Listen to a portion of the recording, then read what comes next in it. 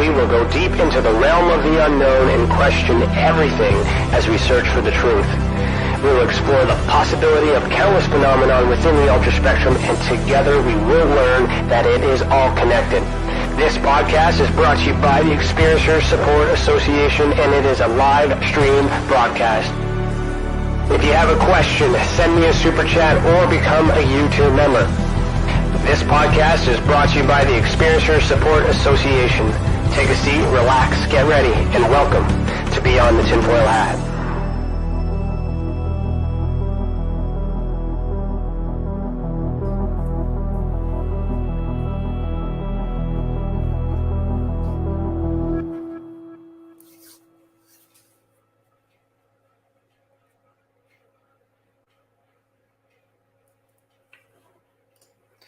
Hello, everybody, and welcome to Beyond the Tinfoil Hat. Today is Thursday, March 31st, 2022, and I, Ryan Stacey, am your host this evening. I'm a licensed private investigator, a citizen journalist, and the Director of Investigations for the Experiencer Support Association.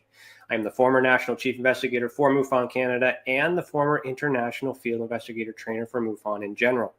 Welcome to the channel, and thank you for joining us this evening. To super chat, click the $ next to your name in the comment box. And if you are in the observation deck, we are in the Experiencer Hall. Go on and put in your comments and questions in the chat box. Tonight's theme is meditation, consciousness, and mind-body connection. Our guest for season 4, episode 11, is Giselle Denisse. Giselle is a natural healer and certified as a Reiki Master teacher, holistic life coach, as well as a yoga and meditation teacher since 2003. She's a lifelong experiencer, having contact with extra-dimensional beings since the age of 3. Having empathic abilities since birth, Giselle has always been able to sense spirits and other entities in a room which haunted her all her life and made her fearful. During 2014, when Giselle experienced a profound healing performed by the extra-dimensional beings, her life changed completely as her fears were eliminated and her abilities to heal others were enhanced. Interesting. I like this. Since the time until 2020, Giselle also offered support groups for other experiencers to share their concerns and have someone listen to them. Interesting. I also like that. Fun fact, I read these for the first time, and I like that. I like this. Okay, so you can find her at www.giselledenisse.com. You can see that on the ticker on the bottom there, and also at thehealerslayer.com. So Giselle, put on your tinfoil hat. We're about to go down a rabbit hole. How you doing this evening? Hello, Ryan. Thanks for having me. Yeah, thanks for being here. So I want to get into how you got here because there's a very interesting story with that too. But the first thing that we're going to do is we're going to do an icebreaker. So this icebreaker, I'll just play the little jingle here. 1 second.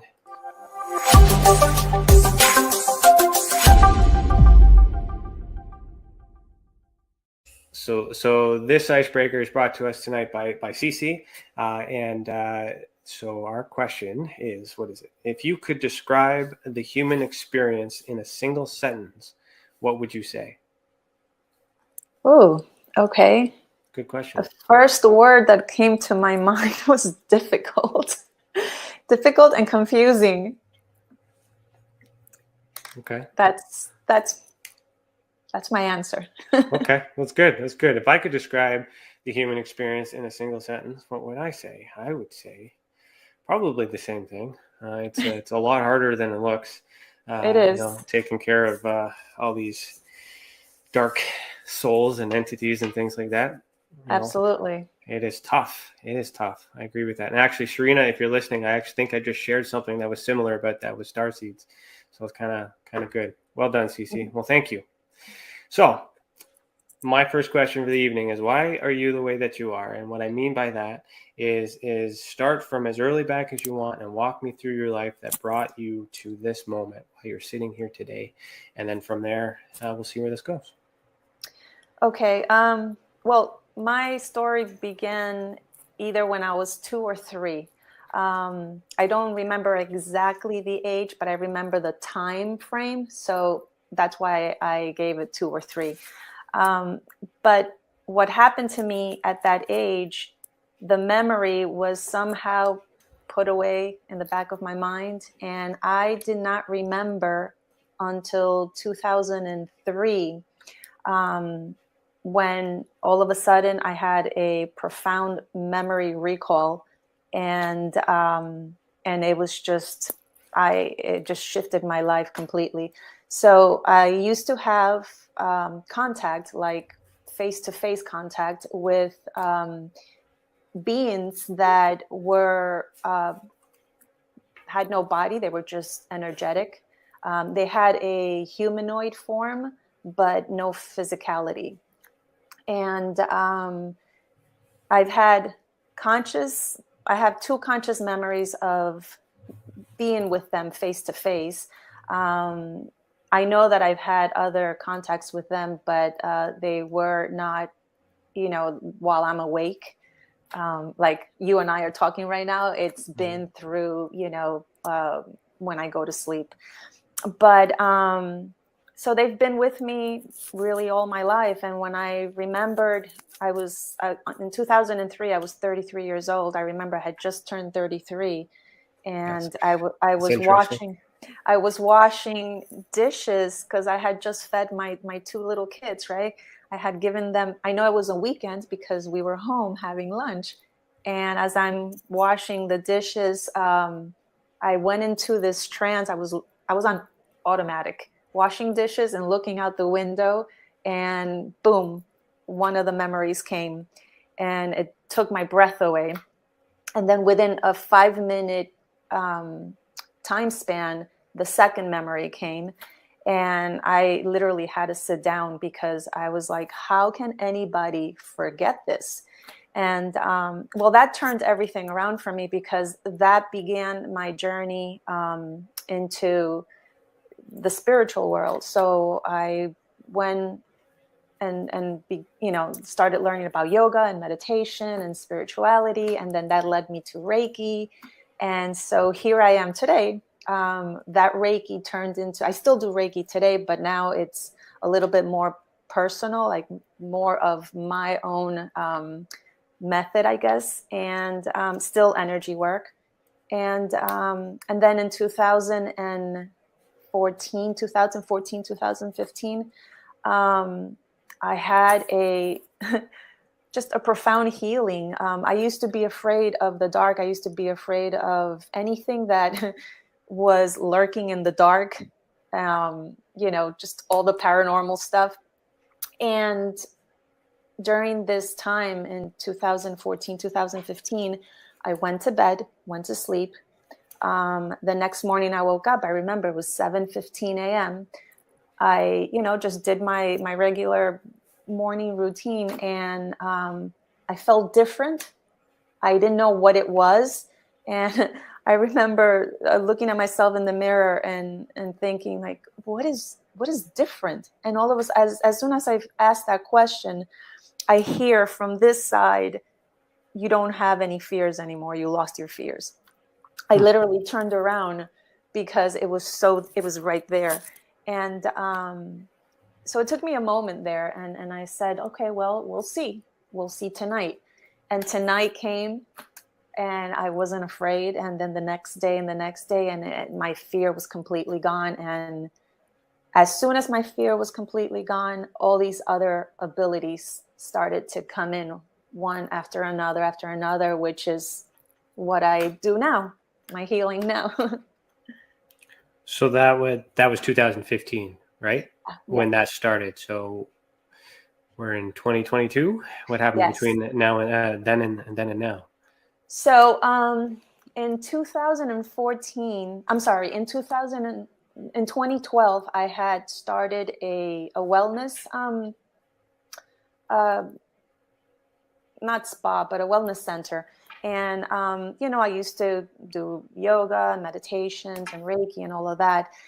At the same time, I was experiencing things in my house, all kinds of things, including doppelgangers and like all kinds of crazy things that I had no explanation for. So this is prior to me being healed. So I was still afraid.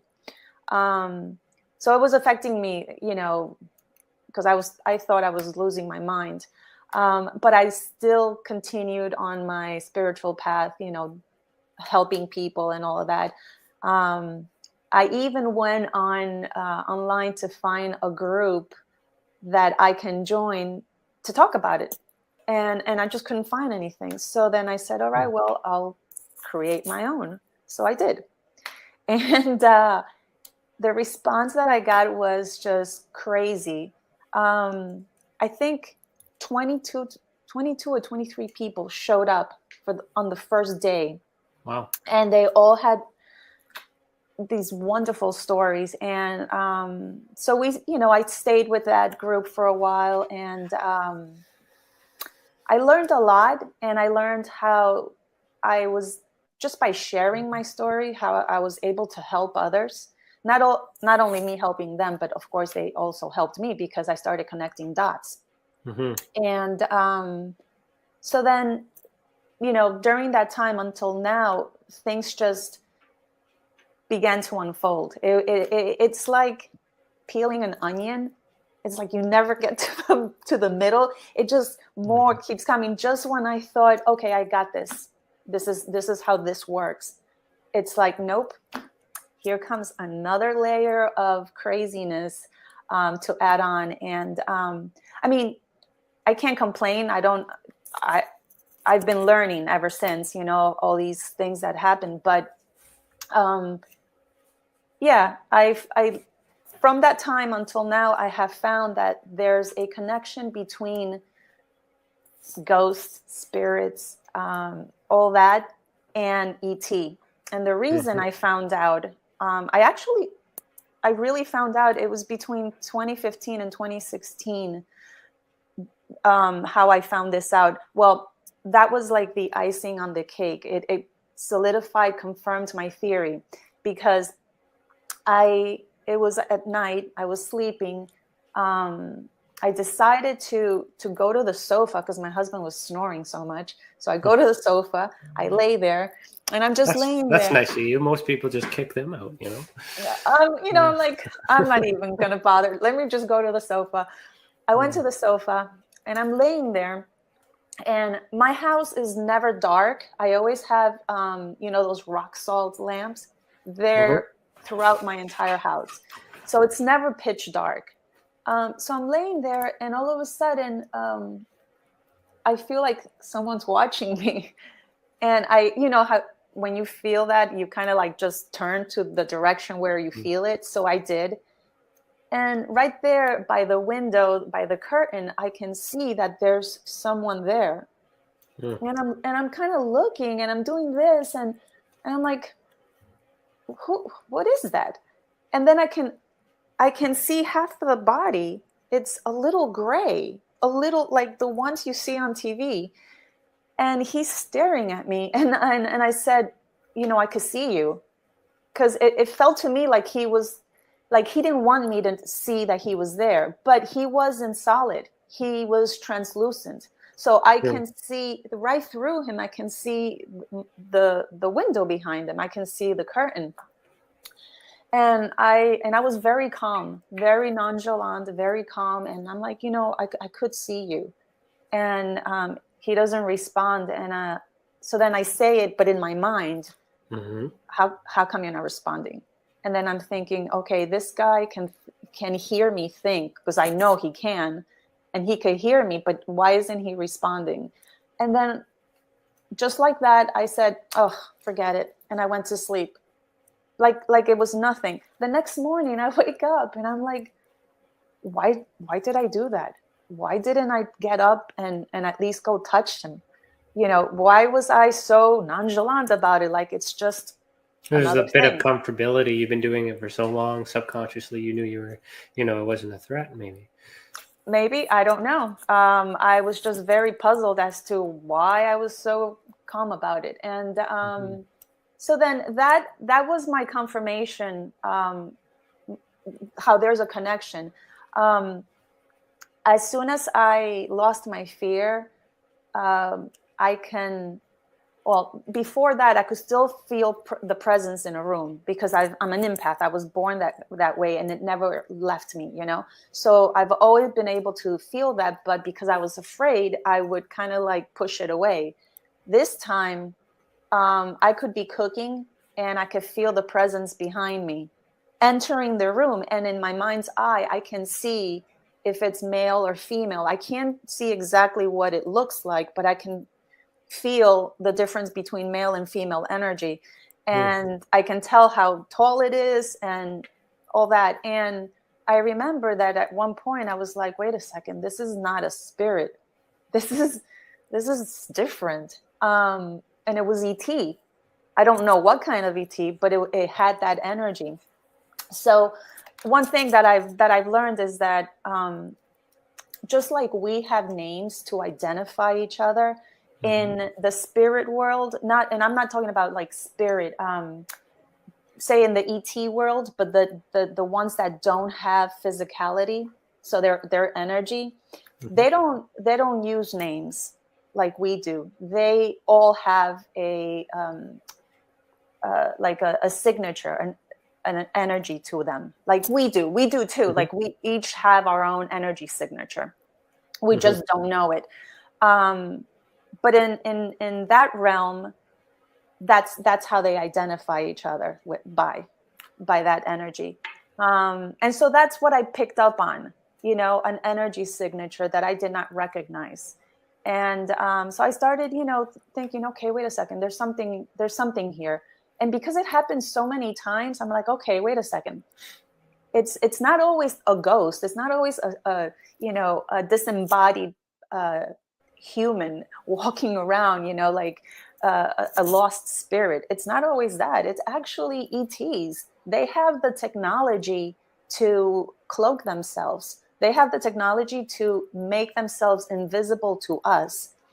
Some of them have a cloak, kind of like, something black that they put over them, but it's energetic. It's not, physical. So it's some kind of technology that they have that they use on people.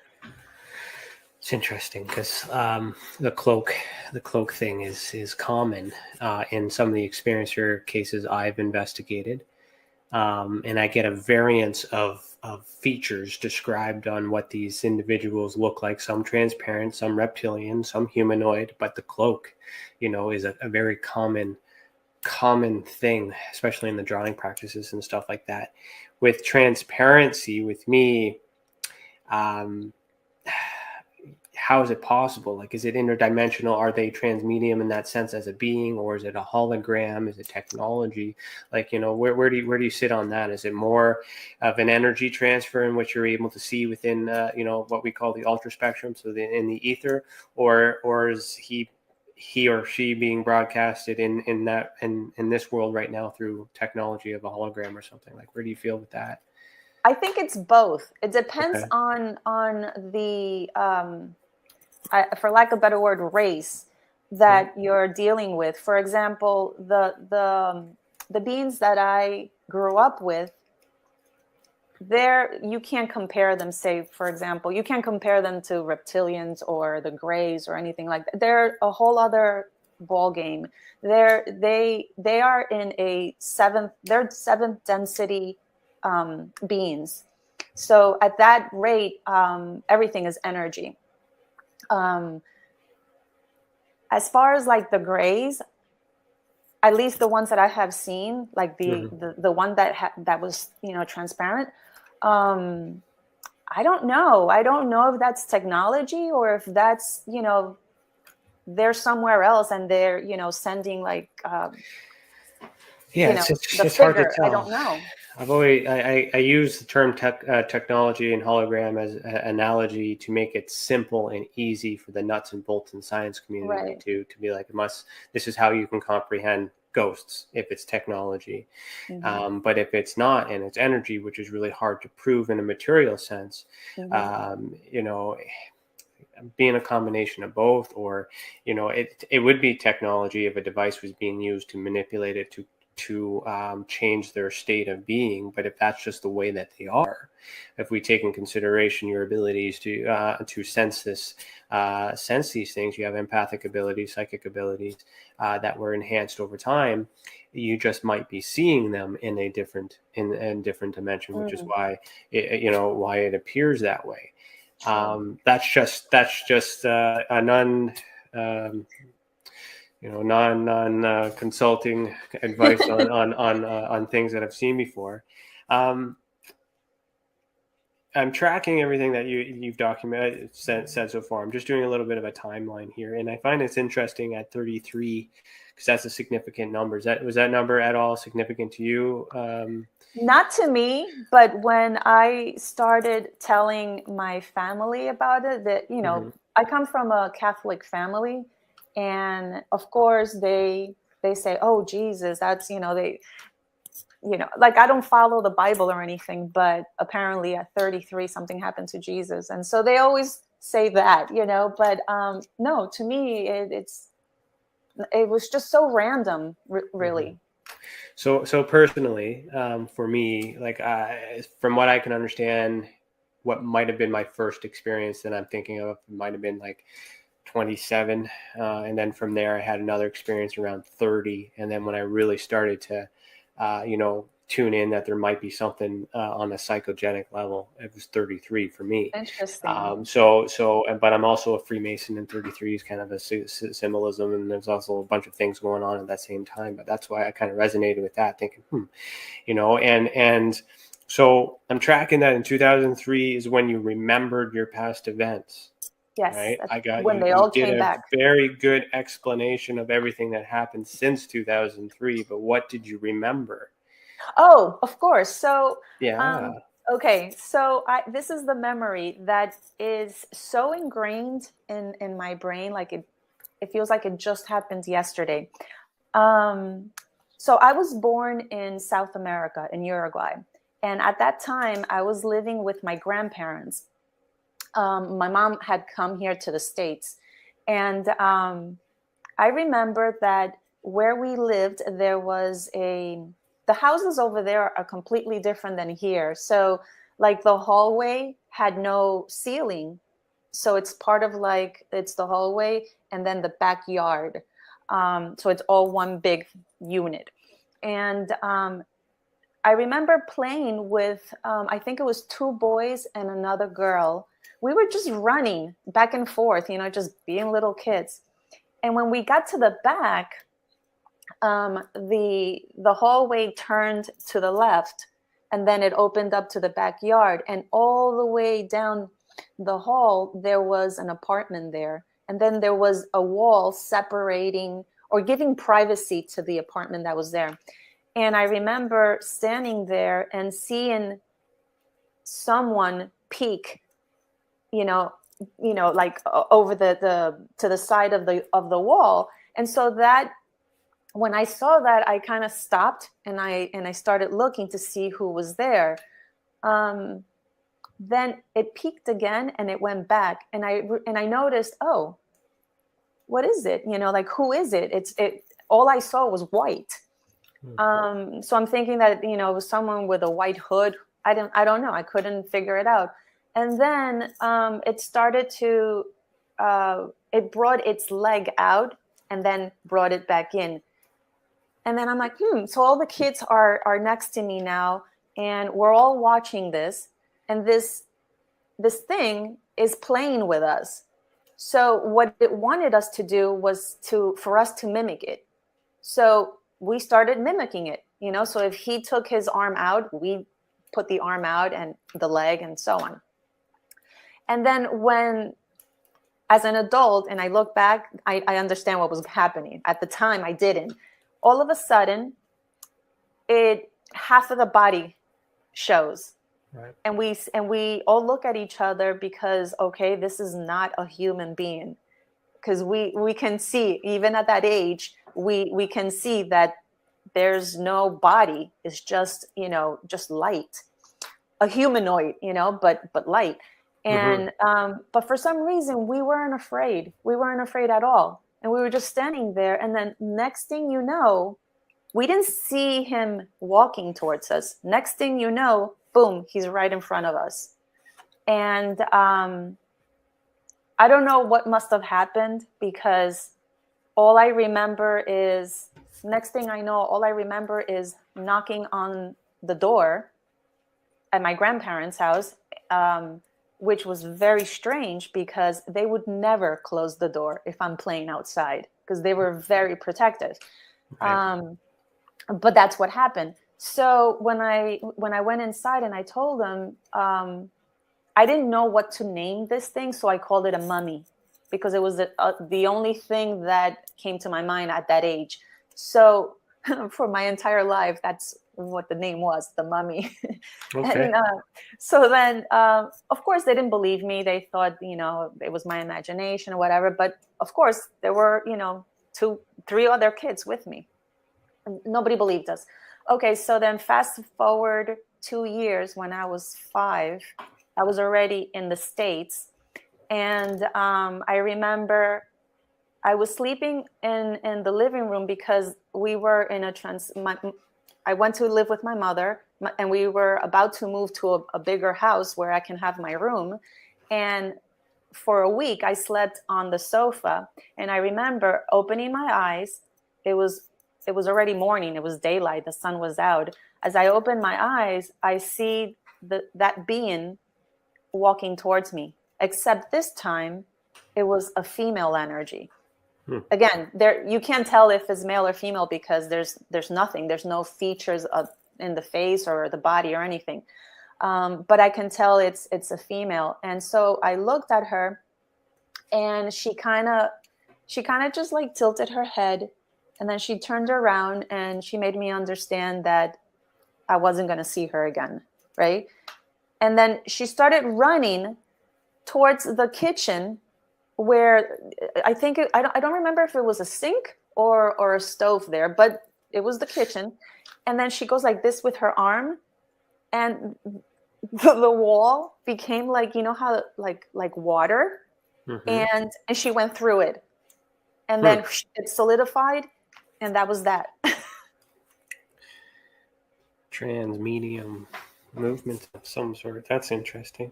She must have had something in her hand. I don't know, but I remember her doing this, and yeah, and I was just very calm, and I didn't understand what was happening, but yeah. So then somehow that memory was just put away. So you have 2/3 of what I call the paranormal hat trick. You have entities, you have psychic abilities. What's missing is a UFO sighting. Have you ever seen a UFO? Oh my goodness. Okay, so I don't see solid UFOs. I could tell you that only once in my life I saw a solid object that was observing me outside my window, which I don't even know what it was. I wouldn't classify that as a UFO because it was literally this big. It was copper-ish looking, right? How old were you when you saw it? Oh no, this just happened. I was getting ready. Okay. I was on the computer, which my desk, it's in another house. My desk was by the window, and I felt I was being watched. So I look out the window, and right there in the tree that's right in front of my house, I see this copper-looking ball floating. And at first I thought, okay, that's a balloon or something, but you could tell it's metal because of the way the sun was reflecting, bouncing off of it. And I'm looking at it, and it's kind of like moving because, it was windy, so the tree was moving, and it's kind of moving so that it can look at me. And I'm like, is this really happening? Is this thing really looking at me? And then it must have been there for probably 5 minutes. It moved back, and then it just shot up like super fast. For a moment before that, I thought, okay, it's a drone, but what kind of a drone is that? If it has like nothing, no propellers, no nothing. It was just a ball. So that went out the window. The color is interesting too. It's common, like copper, close to like a milky orange type vibe. Yeah, that seems to be a trending color. I don't know if I have an example. Like a penny kind of thing. Yeah, so like this, like this object here. Oh my goodness, that's it. That is it. That's what it looked like. Yeah, that's interesting. So this is this is just to emphasize This is my book here. This is just to emphasize one of the UFO cases that the Canadian government, Royal Canadian Air Force, had chased in one of these declassified documents. So that was just my visual representation of Wow, it was that color, but what it that was might be. tiny. It was this Okay. big. But yeah, as far as, solid things, that is the only one. Everything that follows me, because they follow me, and I have proof. I have my husband, and I have people that I show this to. Are so the picture that I send you. You want me to bring that up? Yeah, because yes, you see how in picture 1, that's the original picture. Picture 2 is me just moving things around so to see, like the different lights. But the UFOs that I come in contact with are like that light. Now,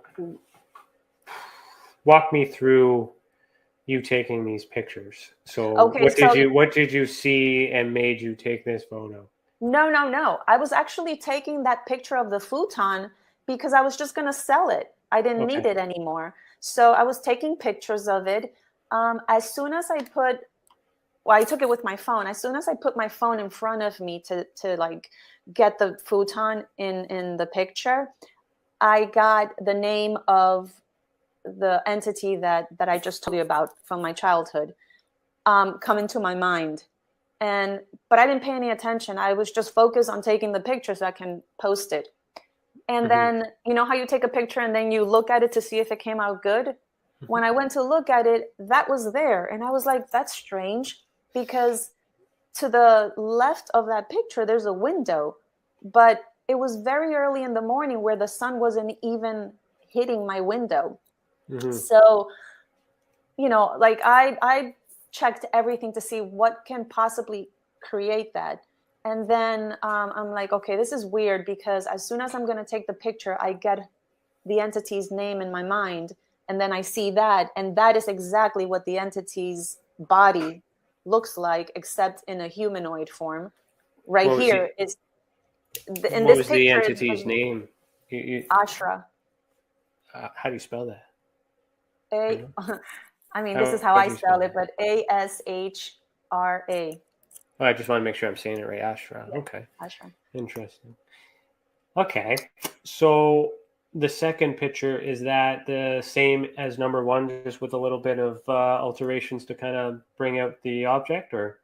Yeah, I wanted to see what, I don't know. I was just fooling around with it. But then what was interesting is that in the second picture, do you see how it's really strong in the center, and then there's like an aura around it? And you could tell it's moving in the forward direction.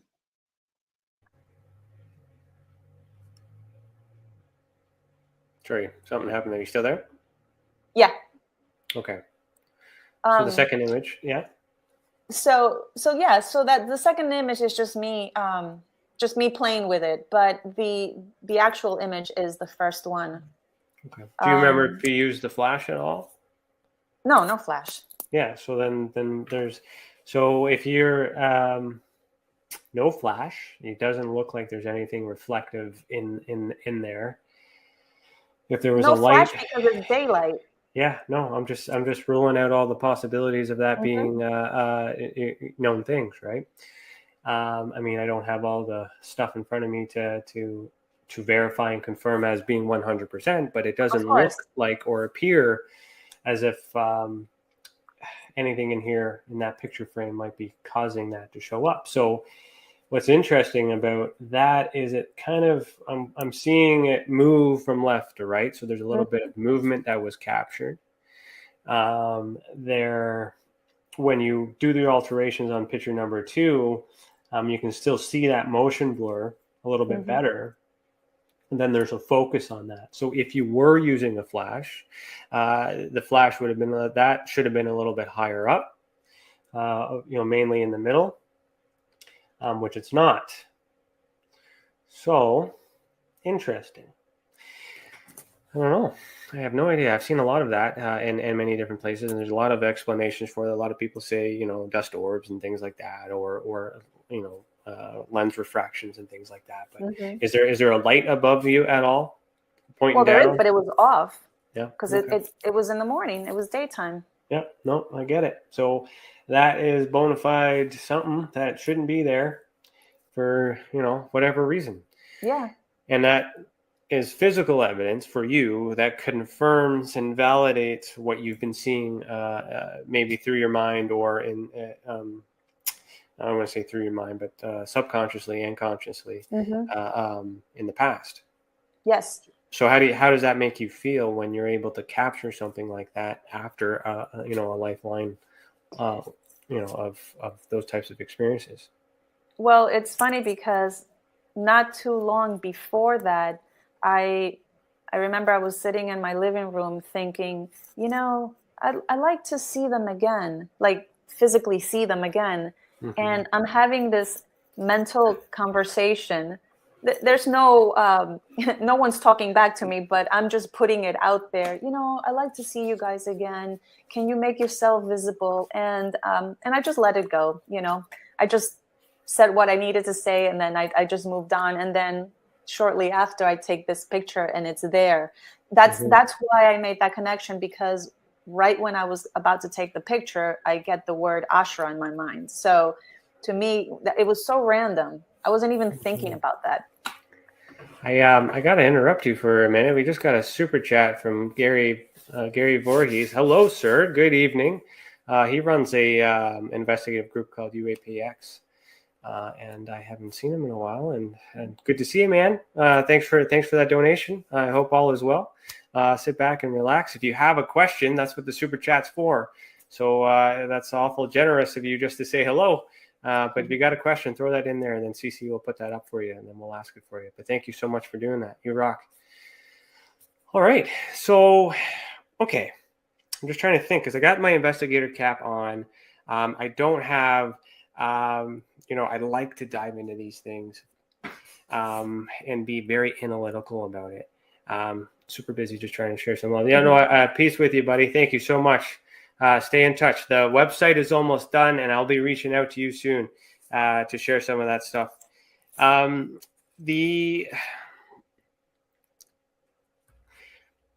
Your path, I'm trying to be careful here because I don't know. I haven't investigated. I'm learning this for the first time. But the pattern is in comparison to other cases I have investigated. So I just want to state on that. I'm not validating that you're the same, but it sounds very similar to the patterns in which I vetted out and ruled out a bunch of things as being possible explanations when there's nothing left. So this pattern and this behavior and these the way you're describing these entities or whatever we're calling them are very common and shared amongst other experiencers. So I can at least tell you this, that you are not alone. Mm-hmm. You are not the only one who has experienced these types of phenomenons in a similar pattern in a certain way. But unfortunately, I'm still trying to learn why we are the way that we are and what makes, why you and why you have this ability. Now we can speculate and say, you were always an empath, you were born that way. And then, so there's that star seed, and then there's that, indigo and all those kind of theories that you could subscribe to as far as associating where this is coming from, because we really don't know where we came from.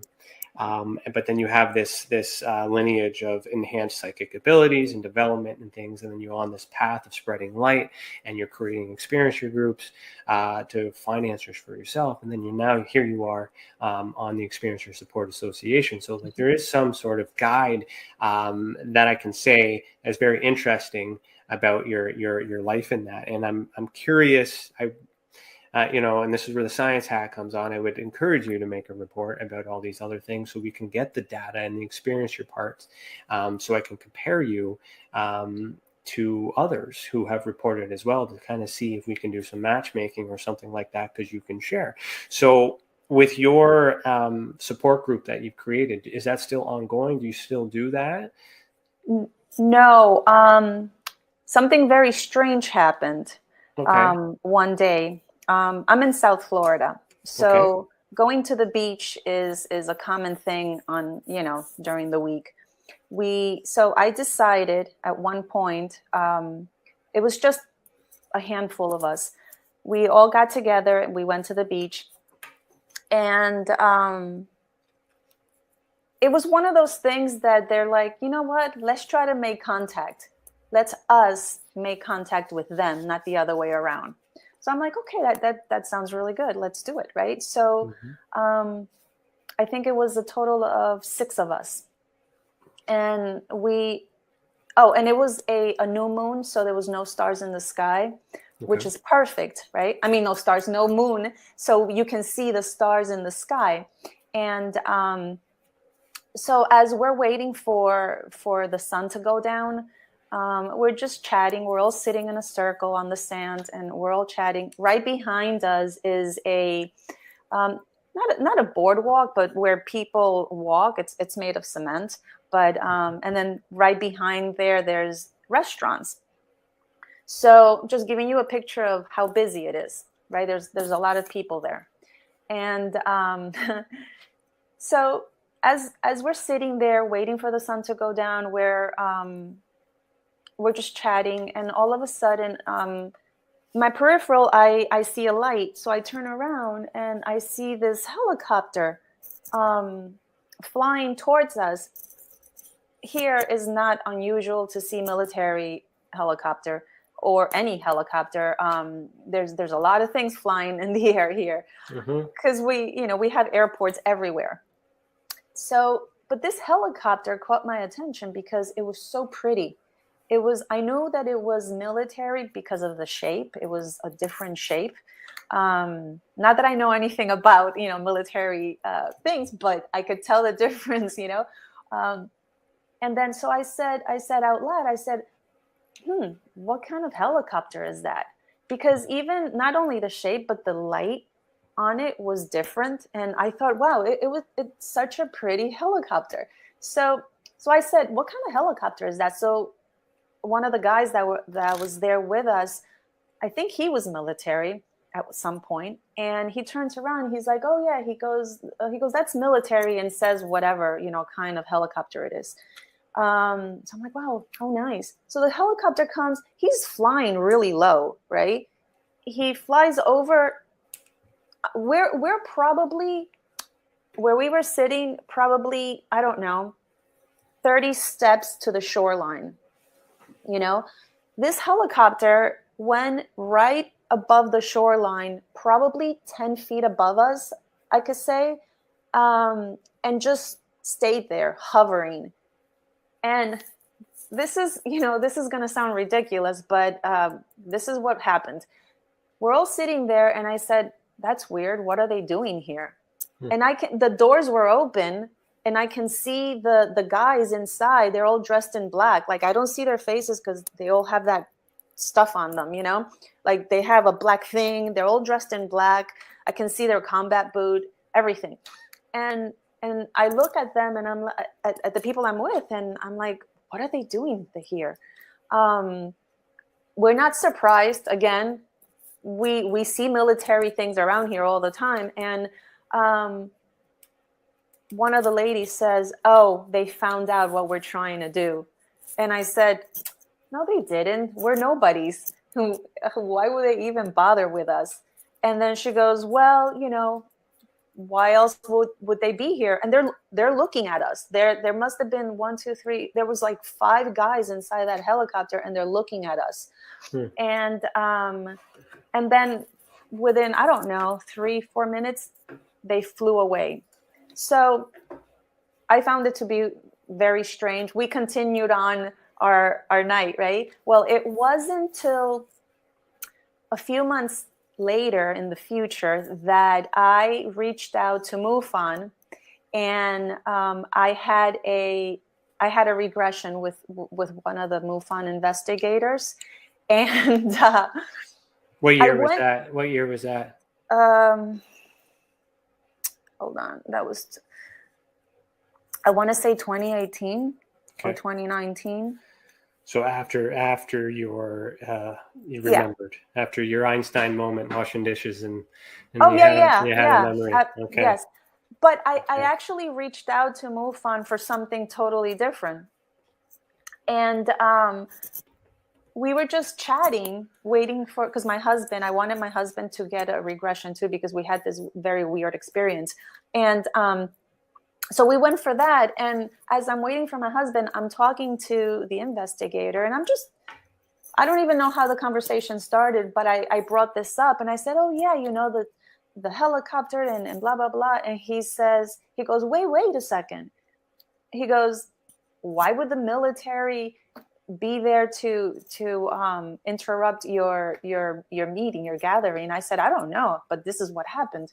He goes, no, think about it, Giselle. And I'm thinking about it and I can't connect. He goes, did you feel the wind when the helicopter was there? And I said, no. And then I was like, wait a second. No, I didn't feel it. From the propellers being so close, we should have felt the sand hitting our faces, but we didn't. Nobody. Our hairs didn't even move. So he goes, that wasn't military. And I said, what was it then? He goes, that was them. And I said, what do you mean them? He goes, that was them. You just saw them as military, but that was them checking up on you guys.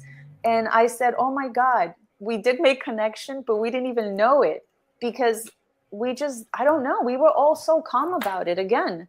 Very calm about it. There's perception there too, right? Like this person believes that that's what had happened, but I mean, and then you're being told that. So now that you're told that and you're thinking about it, do you think it was them, or are you just thinking that now because someone is telling you that it's them? No. Until he told me that it's them, I didn't think it was them. I thought it was military. Right. So it could still be military is what I'm saying. You just implanted a thought in your mind because of what they believe. You're the one that saw it. Yes. So, and I wasn't alone. No, and that's interesting too, because you're not alone. Other people are witnessing, other people are seeing it. Military is a good explanation. It's what we think. It's why we're doing this disclosure thing, to find out what military does know, because it could be known technology. But it looked like it. It looked like it. I mean, everything. Well, and if they're in on it, it would have to look similar and be familiar to be known to be one of ours instead of one of theirs, and in terms of like whether it be a threat and things like that too.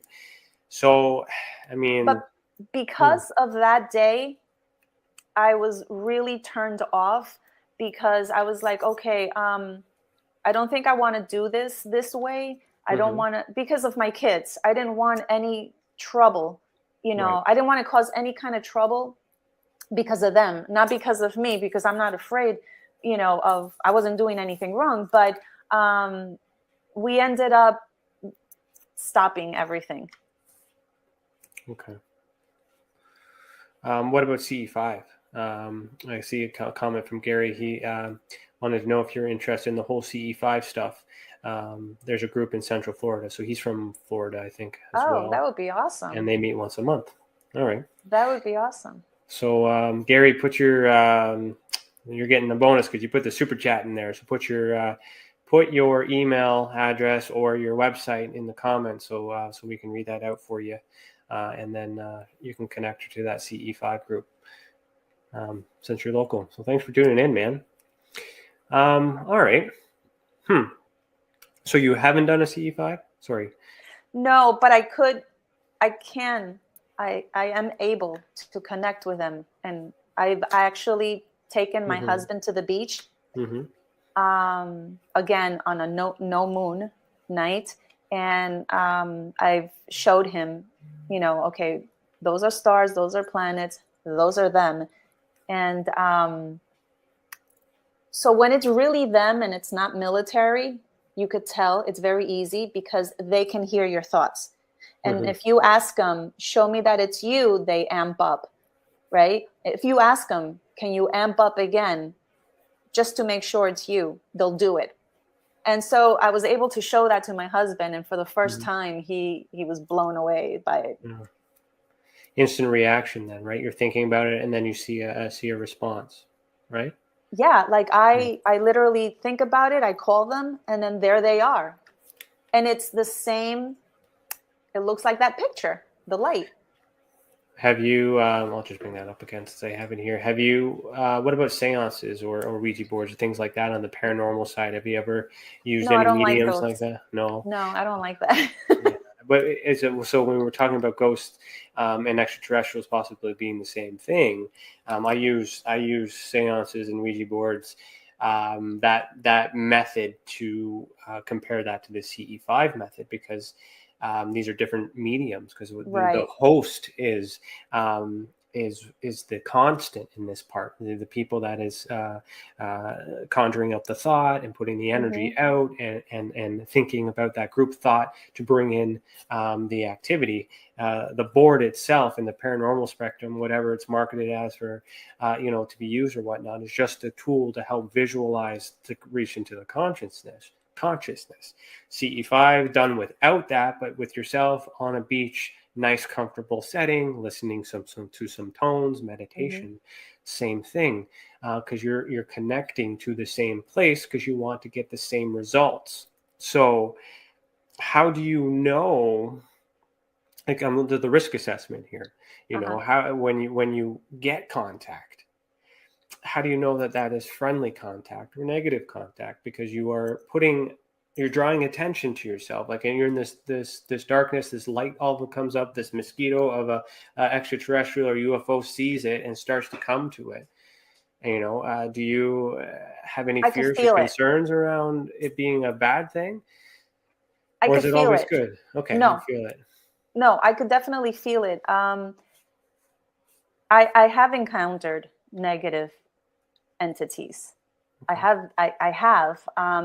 As a matter of fact, my last negative entity that I've encountered was in my trip. I went to Italy with my family, and on my first night there it was.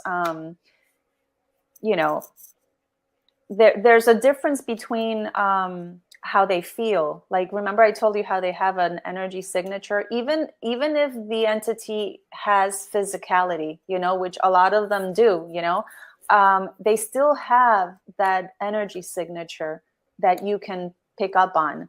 And as a matter of fact, the real negative ones, they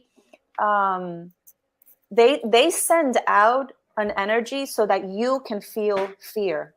Right. So that's something that they do. Now, when it comes to like UFOs, because you don't know who's inside, it's the same thing. To me, I could only say what my experience is. For example, that round copper looking one, that did not feel good to me. That felt negative, intrusive. Whereas the other ones, the ones that are made of light, that ball that doesn't have any physical, like the ship is not physical. So far, to me, those have felt positive. Now, thinking biologically, if it felt negative to you, do you think it's negative in kind, or is just your body is just not wanting that or not absorbing that type of energy? No, I just think that they have a different agenda. They don't have our highest good at heart. Not, because energy is energy. It's neither good nor bad. It's what you do with it. And so that's how I see it. That's how I feel it. Their agenda is different than mine.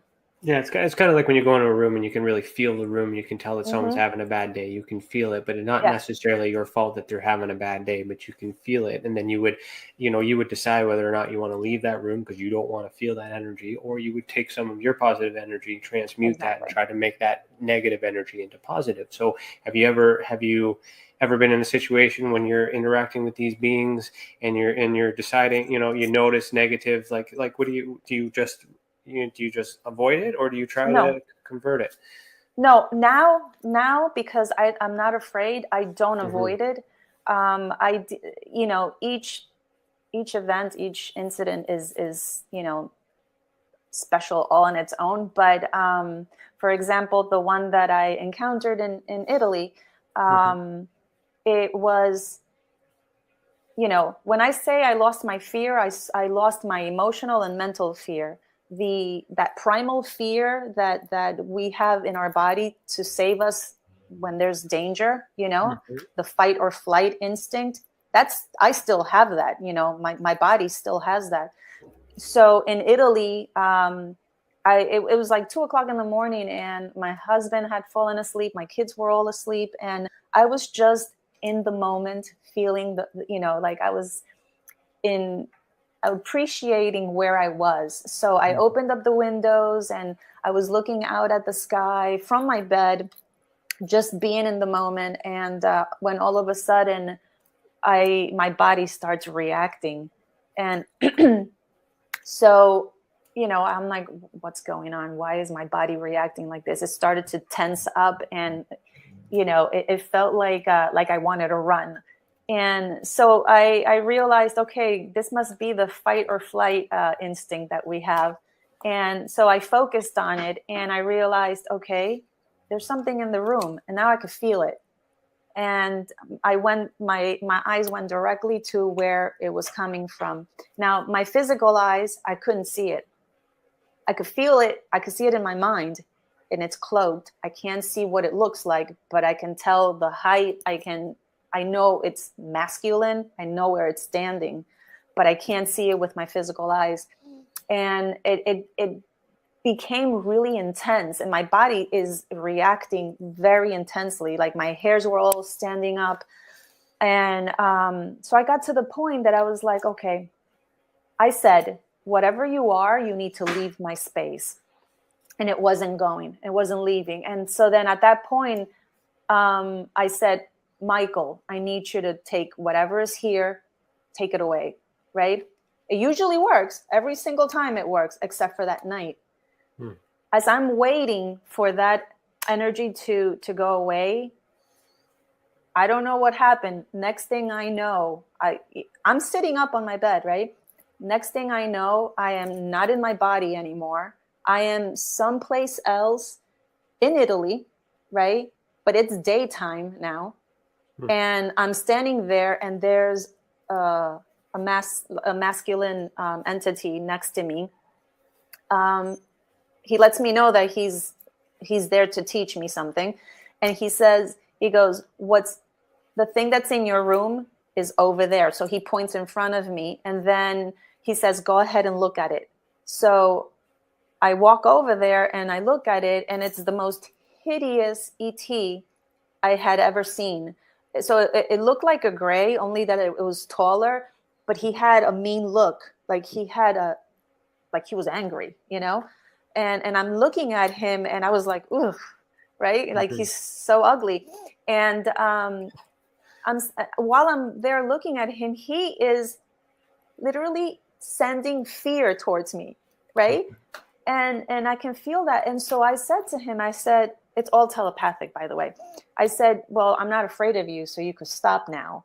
And he just, looked at me, and he stopped. And then I just turned around, went back to the guide, and he's like, he goes, good job. He goes, you see? And I'm trying to look at the guy, the entity that's next to me. I can see what he's wearing, but I can't see his face. His face is completely cloaked. I cannot see. It's gray, just like in a picture when you blur it out, that's what it was. And I couldn't see it. But then as soon as he said, okay, you did a good job, I was right back into my body. And the entity was completely gone. Now, I don't know if that really happened or if that was a training of some sort. Still trying to figure that one out, but I mean, it's all part of it. What's important to know is that you have the ability to get to this place.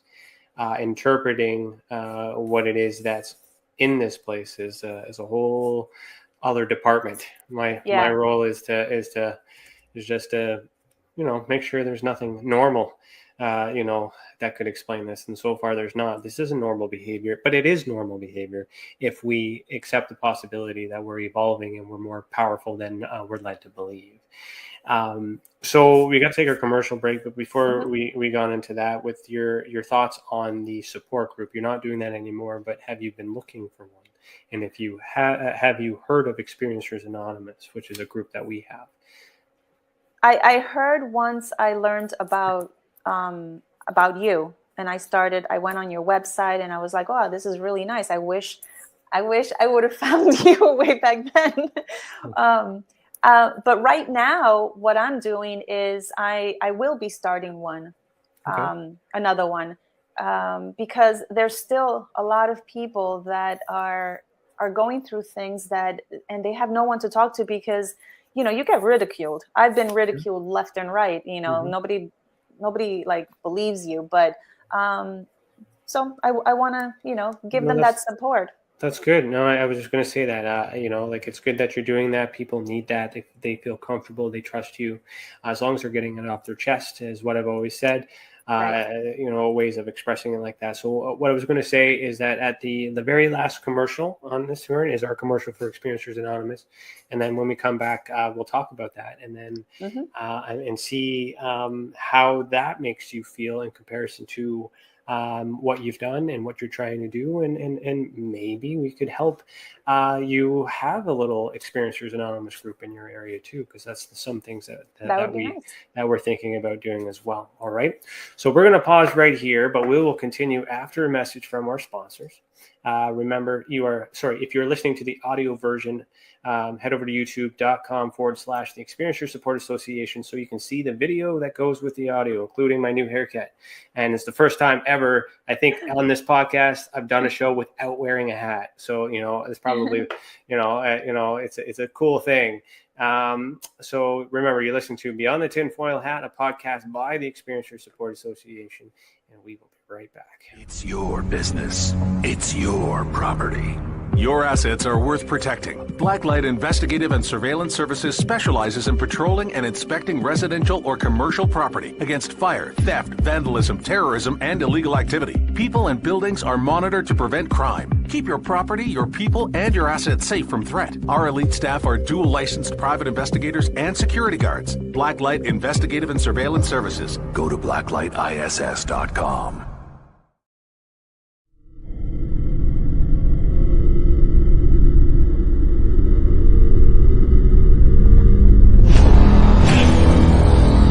The same thing that draws aliens to our planet is the same thing that draws us to others.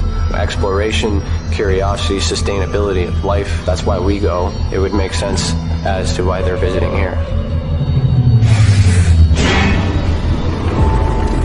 Travis! Quit playing around, man. Get back here. Travis! The last thing I remember was this numbing shock. Stunning sort of a feeling. Very powerful. Get away from me! I was just out of my mind with fear, just screaming the whole time. It's been theorized that aliens prefer remote areas because they don't want to attract attention. Whatever it is that they're doing, they would want to do that in a less populated area. There are multiple accounts of the same thing from people from all over the world. People that do not know each other, do not live in the same cultures, and they're all looking up, they're all seeing things in the sky. So it would be naive of us to think that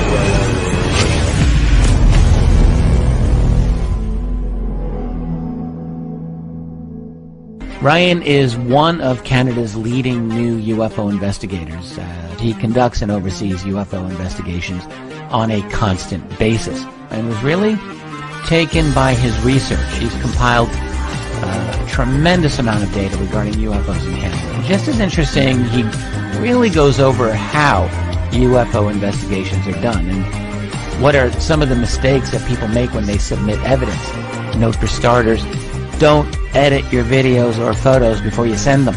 If you want to hear more follow-up conversation between Ryan and myself, you can go to richardolanmembers.com, where we have a candid conversation on ufology, the paranormal, and more. And remember, while we learn and grow and search for the truth, let's be good to each other.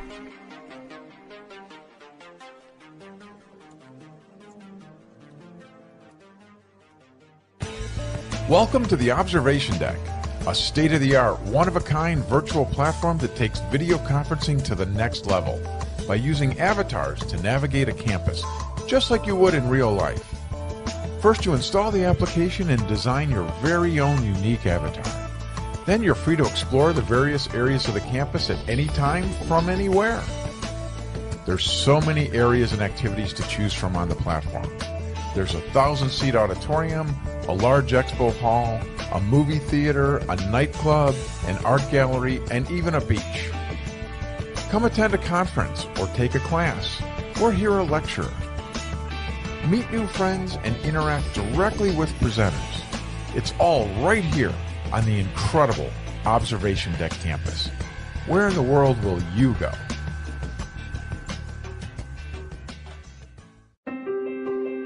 Have you ever wondered, or maybe just thought to yourself, if there were others just like you? You know, people with extraordinary abilities, psychogenic advancement, and perhaps unique intuitions. Maybe you just wondered if there were other people who experienced unimaginable, unexplained, or even unusual and paranormal events. Are there people who have more questions, more fears than answers? Well, you're not alone. You've never been alone. We believe you. Sign up for EA today by going to tesacan.org/EA. That's TESACAN.org/EA.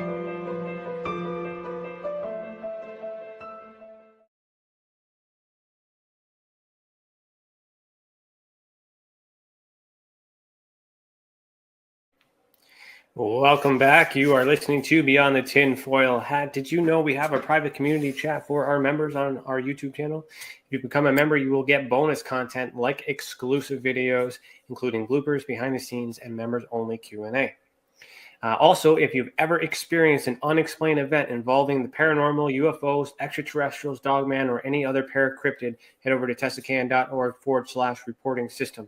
With the others who have already reported, be that example that proves that we are making a difference. And if it wasn't for those reports, we would not be able to do what we do. And for that, we thank you.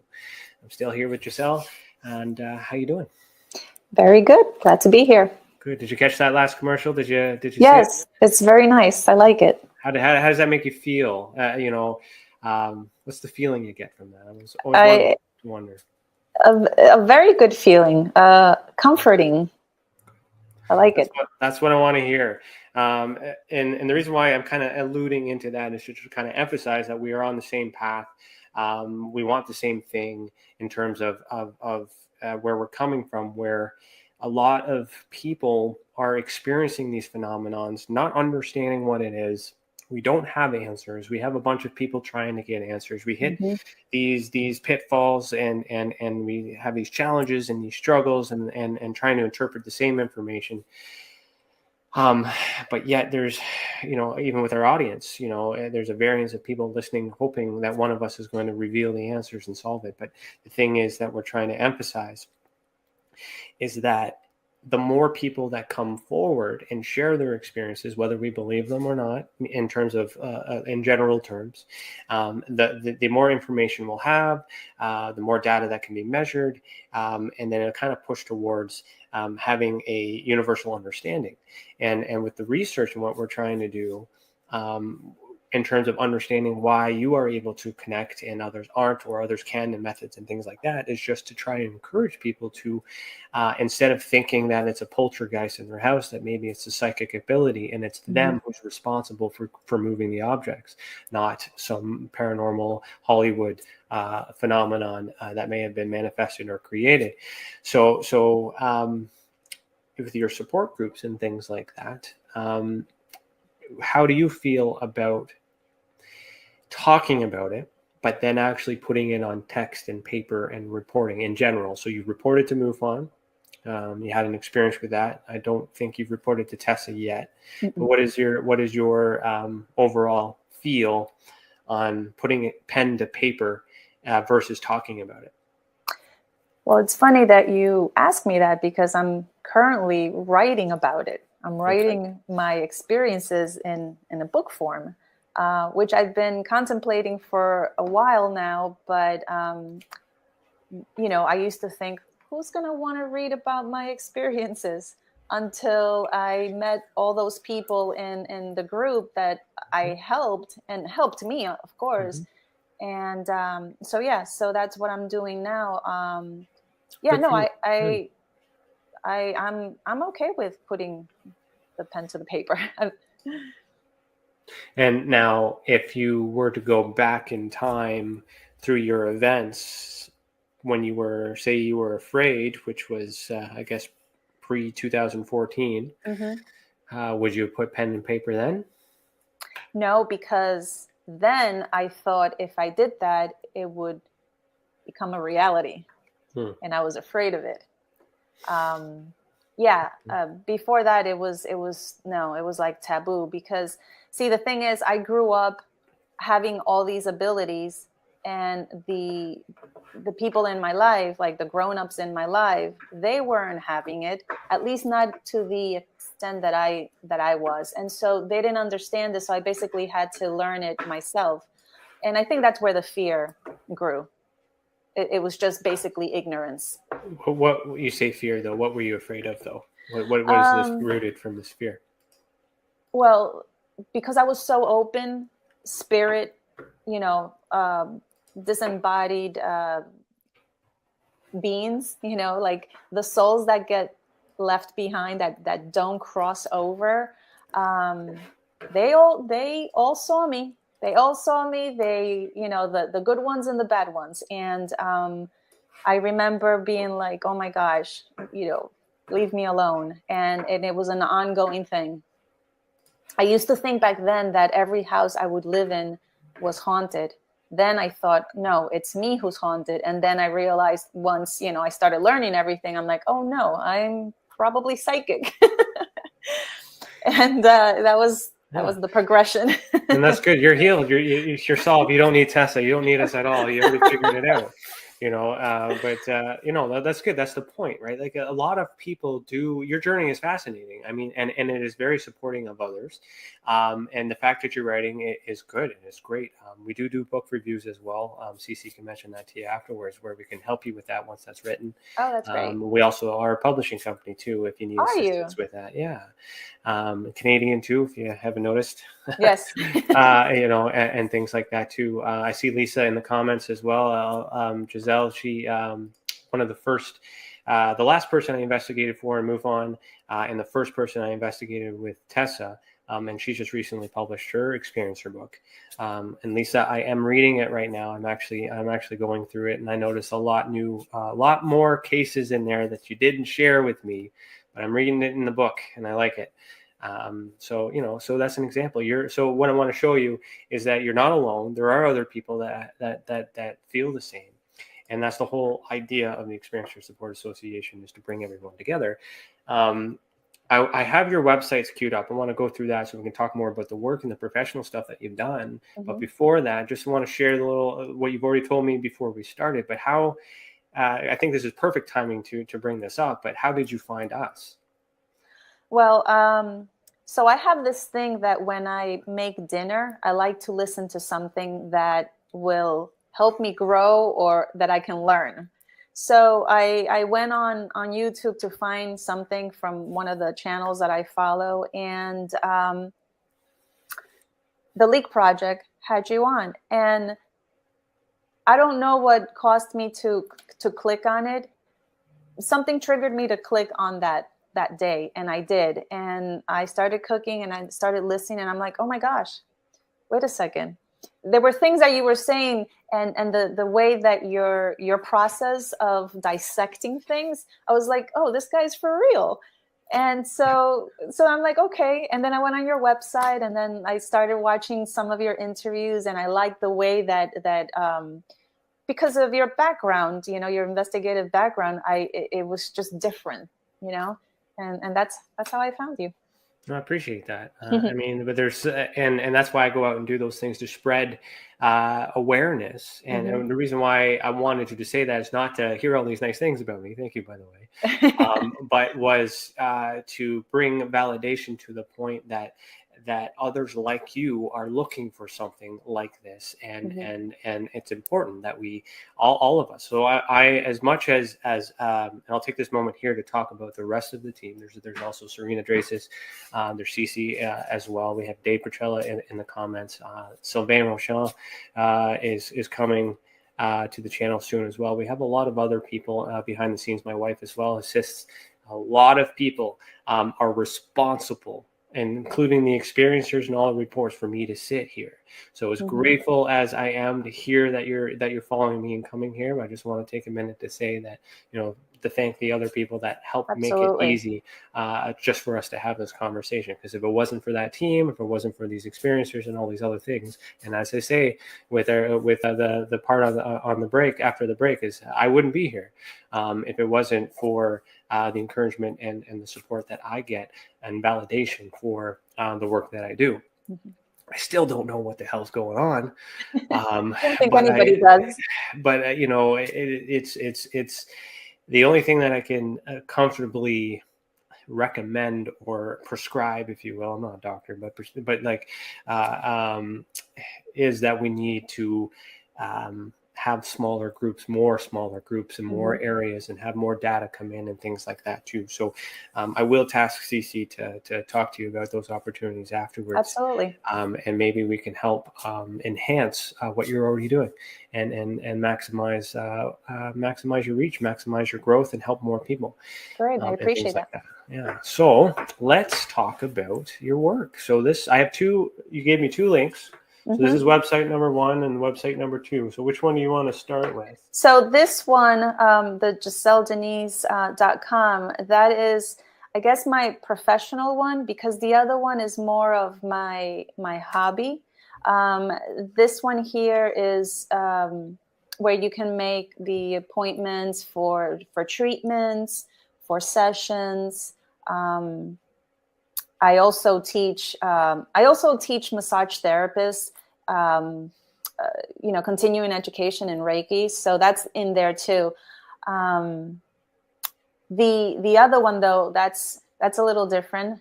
The other one is where I share my knowledge in herbs. It's what I inherited from my grandmother. So I incorporate all of that here. This is my little hobby. All right. Well, let's break it down. We need some things to talk about here. So I'm looking at this for the first time. So Reiki, my wife is a Reiki healer as well, and Cece, she does Reiki, and so does Serena. Oh wow. So I mean, how do you find Reiki for you? How do you? Reiki found me, actually. Yeah. Okay. Yeah. So in 2003. Because of what happened that I told you, I was going to, I think I needed some crystals or something. And I went to a crystal shop right by my house. And it just so happened that the owners there were holding a Reiki circle, and she invited me. And at that point, I didn't know what Reiki was because that was the beginning of my journey. And as soon as the woman laid her hands on my head and I felt the energy, I was blown away. I'm like, I need to know what this is. And that's how it found me. And I learned, and I've been doing it ever since. Wow, that's amazing. Yeah. I've done Reiki a few times, and a few different ways that my wife tries to do it. She has a very unique approach, and it works quite well. My first take with Reiki at the beginning, there's a video that I have on the channel. It's called what is it? Yeah, what the fuck is Reiki? I think is what it's called. Yeah, I saw that. Did you see that? Okay, so that's kind of like my whole investigative, like, what is this? This is what I know about it, and then like this isn't real. But then you see my glow at the end of that, after that session. I couldn't lie to save my life. I could feel the energy transfer. I can feel all those other things too. So I do know that the energy transfer is real. But for me as an investigator, that's human. I'm not seeing extraterrestrial. I'm not seeing paranormal or ghosts or any of that. I'm seeing human ability to do something divine, godlike, if you will. So like I'm finding a lot in my research that there's a lot of things that we can do that are considered taboo and paranormal. But I think it's just Hollywood. I think it's just a way to distract us from being these super beings. So remote healing, I'm interested in that. So you're doing Reiki, but from the distance, or yes. So originally, when you learn Reiki, you also learn how to do Reiki from a distance, right? Okay. And I was doing that back then, except in 2014, after that incident, my healing, things changed a little bit, because now my consciousness goes to where the person is. And I remember the first time it happened, I didn't know what was going on, but I found myself in this woman's place. Now, I never see, when that happens, I never see the actual physical person. I see their energy body only, which is, it's just made out of light, but in a humanoid form. And so I do the healing like that.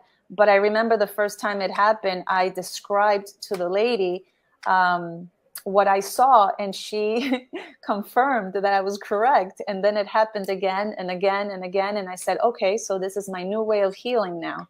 And so that's my remote way of healing. I actually I don't go to people's houses anymore. That was a spontaneous thing that happened.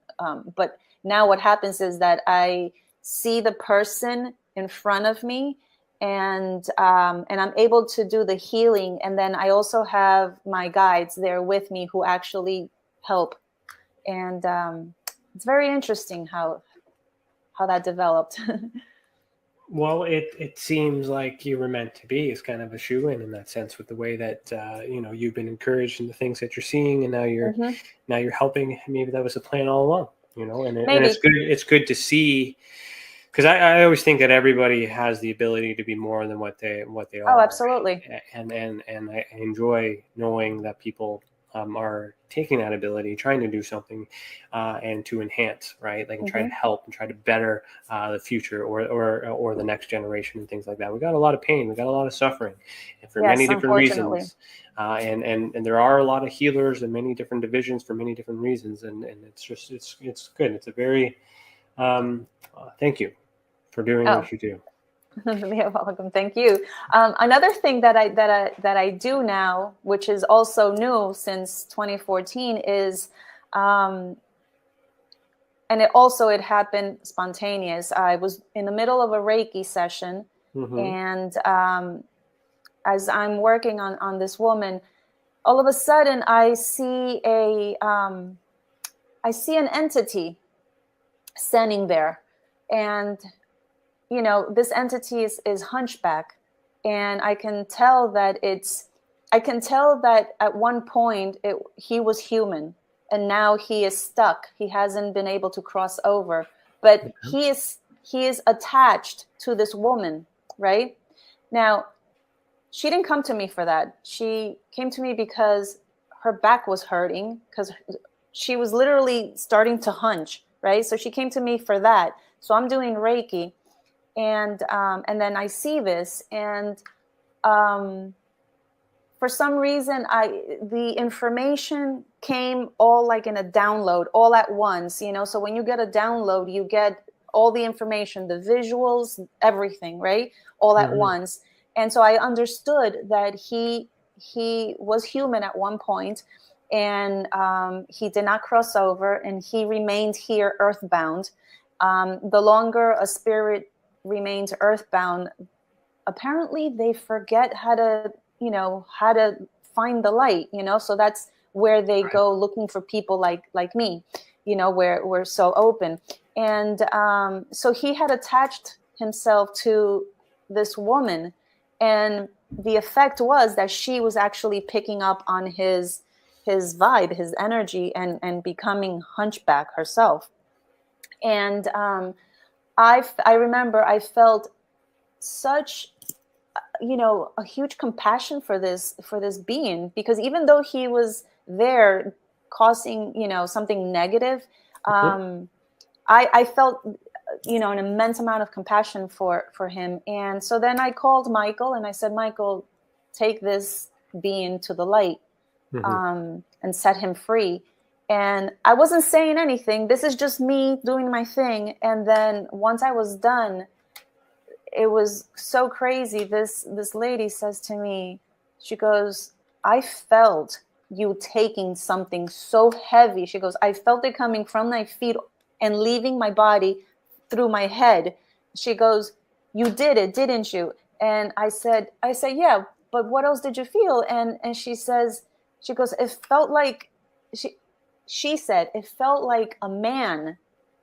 And I said, that's so interesting. So then I told her what I told you. And she says, oh my God. She goes, I can't believe it. She says, I felt it. She goes, I feel lighter now. Now, if you see her now, her back is straight. It's the craziest thing.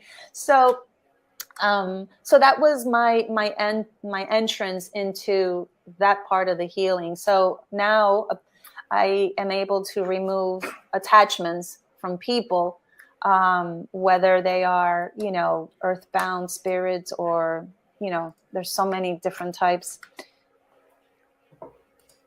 Okay. That's good. That's a handy tool to have, That is. Because I mean, like, I don't, I mean, it's about transferring the energy too, right? Like, I mean, there's a lot of humanistic explanations as to why we feel the way that we feel. Even our own thoughts can make us really feel pretty dark. So even if it's, I don't want to say hocus pocus, but I mean, even if it's not connected to a divine entity, we are still, as human beings, changing the thought process to stop pain and suffering.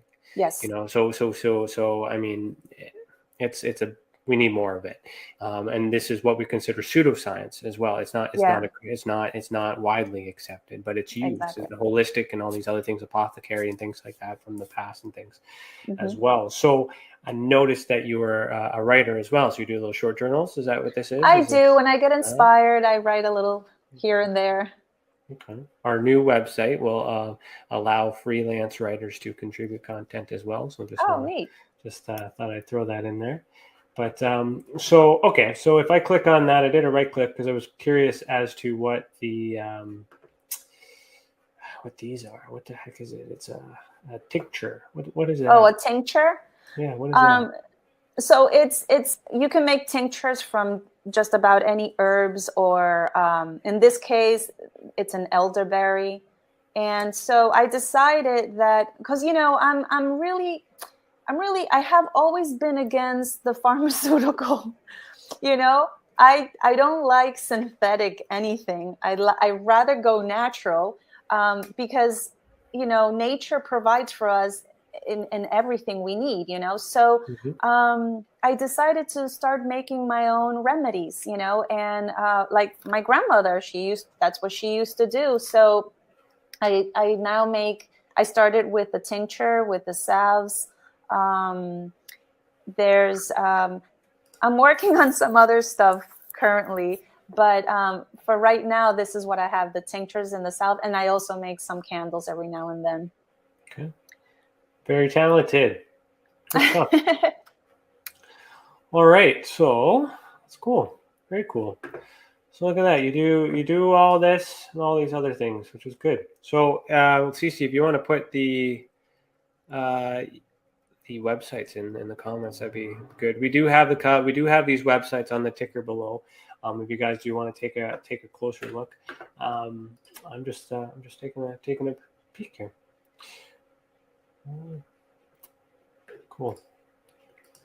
So this book, let's talk more about this book that you're writing. So this book is I don't have a name yet. Okay. I think that has been the hardest part, is coming up with a name. But I'm basically just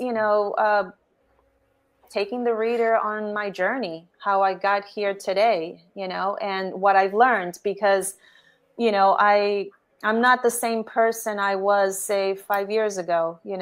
It's been an evolution. I could tell you that I can't say that I started waking up at a certain time, but I could say that in 2012, I started waking up to our reality, what the things that are happening. But I've always known that I was in some kind of a sleep, and so that waking up has come in waves, which, as a matter of fact, when I reached out to you was because, okay, there's something that is happening, which I haven't heard anyone else say. And if it wasn't for my husband experiencing it in another, like at another time, I thought I was going crazy. So I was alone in my bathroom, and all of a sudden I see a light going on, and of course I turn around, and what do I see floating right there, like probably a foot off the ground, was something like this size, right? With yellow light coming through. It was an opening that just opened in the air. And I'm looking at it. This thing was looking at me, and it just opened up. So I was there for a while looking at it, and I'm like, okay, what is going on? And then poof, it went away. Of course, I run over to my husband and I tell him, hey, this is what happened. And he's like, oh my God, Giselle, you're crazy. No. He goes, no, that didn't happen. That same week, he's in our office, in our home office, and I'm in the kitchen with my son. And we're having a conversation, and all of a sudden my husband comes into the kitchen, and he's like pale. I'm like, what's going on? He says, I think I had an experience. And I'm thinking, ghost, ET or something, right? And he begins to describe, he's like, I was working on the computer. He says, I'm there looking at the screen when all of a sudden I see a light go on. And he goes, and I look, and right in front of me, like literally right in front of him, a light this big, a rectangular light this big opens up in midair and stares at him. And he's just there staring at it back to see what's happening. And there's yellow light coming through, like the light inside is yellow. And then he says he was there for, I don't know, a minute, 2 minutes. And then he got up and he left, and that thing was still there, And of course, when I went back, it wasn't there anymore. And I said, I don't know what that is. I go, I've never seen a portal in that shape. And I have seen many portals, but I've never seen it in that shape. And then with light behind it, I said, and then I go, so I asked him, well, what did you feel? He's like I was being stared at. So there was that, that thing that you feel like someone is watching you. And then, so fast forward a few, I don't know, this happened in February. I got up early. My son is an EMT, so I was going to make him breakfast before going to work at, I think it was like 6 a.m. And I decided I had baked a bread the night before. So I took the cutting board, I took the bread, and then the knife, the bread knife. And as I was about to start cutting, I'm like, oh, let me just wait until he at least comes to the kitchen so the bread doesn't dry up, right? So I took like probably 6 steps to the kitchen table. I sat down there. Next thing I know, I am like I think that I must have, frozen or something, because when I came back, I saw movement. I looked, and there was a portal right in front of, like, between my kitchen and my family room. There was a portal, a huge portal, and I can see someone go through it. I saw the leg. I didn't see the body, but I saw the leg, and I'm like, what the heck is happening? So I'm completely confused because I was only there for 5 seconds, sitting there, no time passed, and all of this happened. So when I get up to go back to the counter to cut the bread the bread knife was gone. It was completely gone. We searched and searched the entire, even the garage I checked. For 3 months, it was gone. And then one morning, my husband and I get up early. I was about to make coffee. I opened up the drawer where my knives are. And there, my knives are all like this, straight, right? Well, they put the knife back like this, cross, so that I don't miss it. It was intentional. It was intentional. And whenever those things happen, all the electrical stuff, everything, like the TV would talk, the lights would start flickering, but in a pattern. And I'm like, okay, this is not poltergeist. It's not poltergeist, because I've experienced poltergeist. That was not poltergeist. There was an intelligence there. And then when they took the knife, it was very, very intentional for me to see. They don't make mistakes. For me to see the leg, that was not a mistake. That was intentional. Yeah. There's a little bit of intent there. I would agree with you on that, because they wanted you to see something, maybe follow, or they know, or maybe they didn't, and they needed the knife for something, and they took it, they borrowed it, and they returned it because they're nice I don't dudes, know, but that's my research now. That's the research I'm doing now. I always lose my keys or lose my wallet sometimes, and then I find it somewhere else in weird places that I don't remember. And then the easiest, then I end up finding out that in my mind's eye, where I'm looking and scanning for it, someone else had just moved it, a few inches over to the right, and then like there's those times where you're looking for things. So you're absolutely certain within that 3-month period of time you didn't find it and put it there. You have no idea how I had my entire family looking for it. Where? So I took a picture of how they put the knife back, because Because I always try to think of the how, right? Like what, so it did happen that this, like, how would that happen? Like, the amount of energy it would take to move the object unseen and then take it and leave it and then put it back without anyone knowing, if it's not a human being. But I don't think it was spirit. It didn't feel like a spirit or a ghost. It didn't feel like, I can't say it didn't feel ET, because I don't know what they all feel like, but that leg that I saw, that was human. That was a human leg. I don't know what was attached to that leg because I didn't see the body, but I did see from the knee down. Now, the portal that you saw, like, what was behind it? Like, where was the portal again? Like, in terms of the room? It was in the air, just, floating. But there was no light. It was just a regular, normal portal. How everything becomes warped, and then they go through, and then it goes back into the center, like it gets absorbed, like that. Like just a regular portal. The reason why I was asking this is sometimes commonly people are reporting portals in closets or in small archways or openings and things like that too. So I was just trying to gauge if that was something that happened with you, but it's different. So that's just something I wanted to see if it's different. I mean, again, it's the why, it's the how, it's the what. Do they even know that you see them? Do they even care that they see you? Like, are they able to enter into this dimension, do whatever they need to do, and then get out and go and do it? Like, are we even important to that? I mean, like, when we talk about your experiences and stuff, you see them, and then maybe they don't say anything because they're like, oh, do they see me? I don't want to be seen.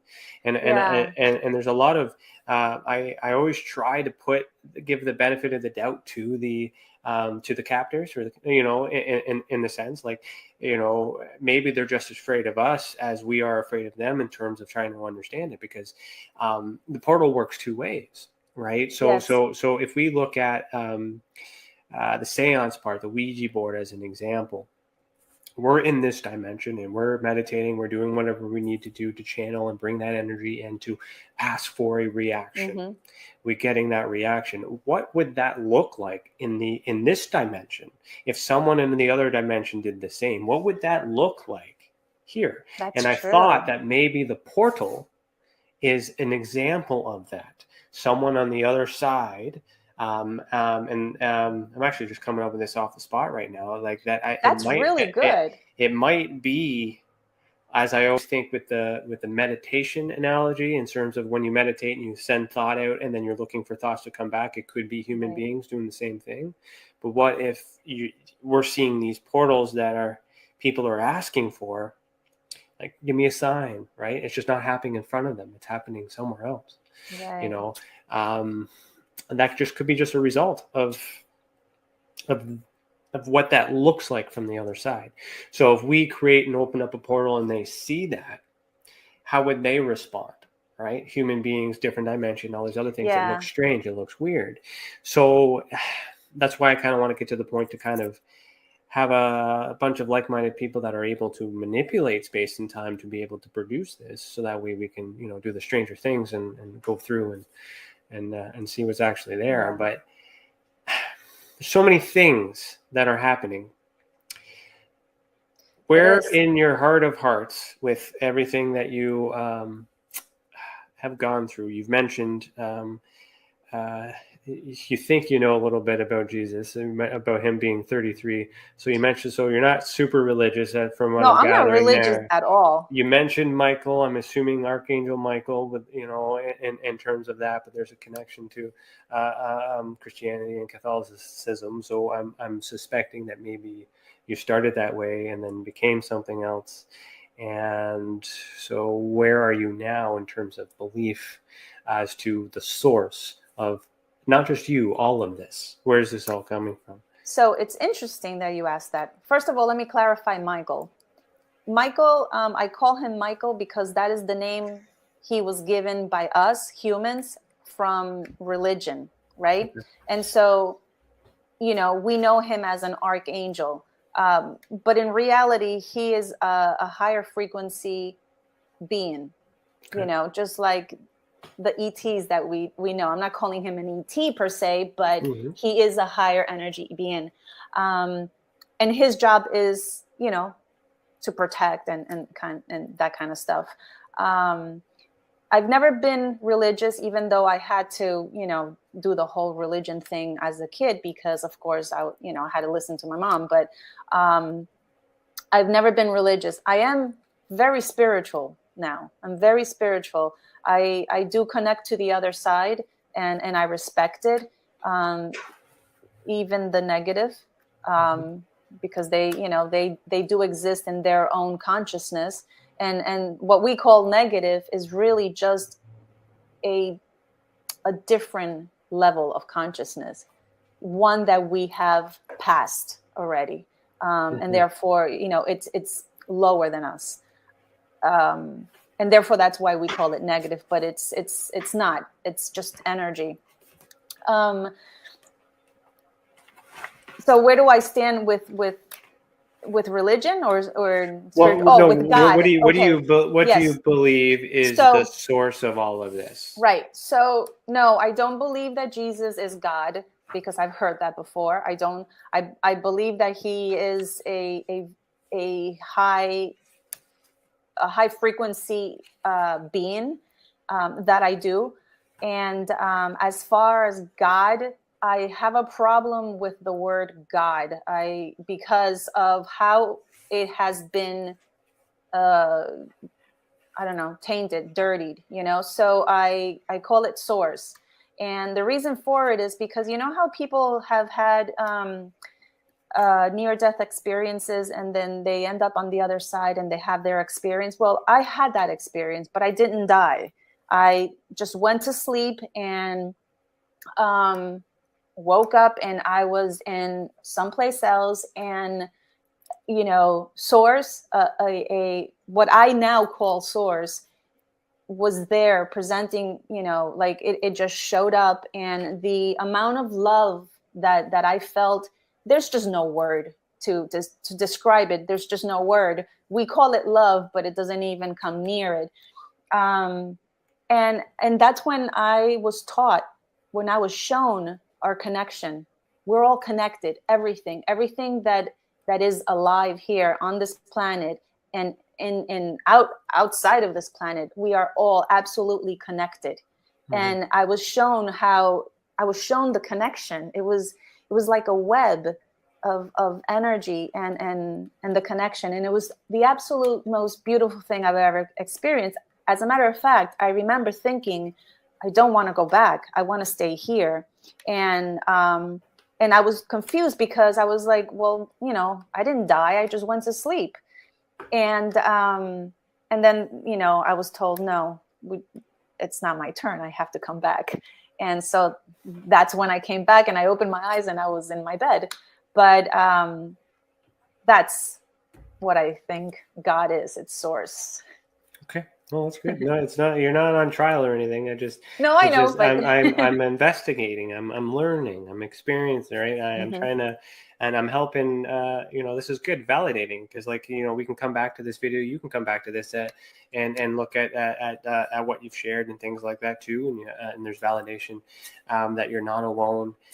You're amongst friends and no, this is good. I mean, everything has to exist and not exist at the same time. Yes. You know, so what, like, it would take which is interesting with Michael as an archangel, and that's specifically to label based on the Holy Bible. Sorry, I threw my bookmark at you. Based on the Holy Bible, but with the investigations, you might remember this from when I was on the Leak Project, how we was talking about removing the labels. And we have to look at the characteristics of these beings and these wings and things and how it's drawn. Then you start to have these connections of Anunnaki and Sumerians and also Sumerian gods and things like that too. That connection back to source, which is Anu, you know, the original marking and engraving of God. So, like, what it all comes down to, though, at the beginning, is we were created for some reason.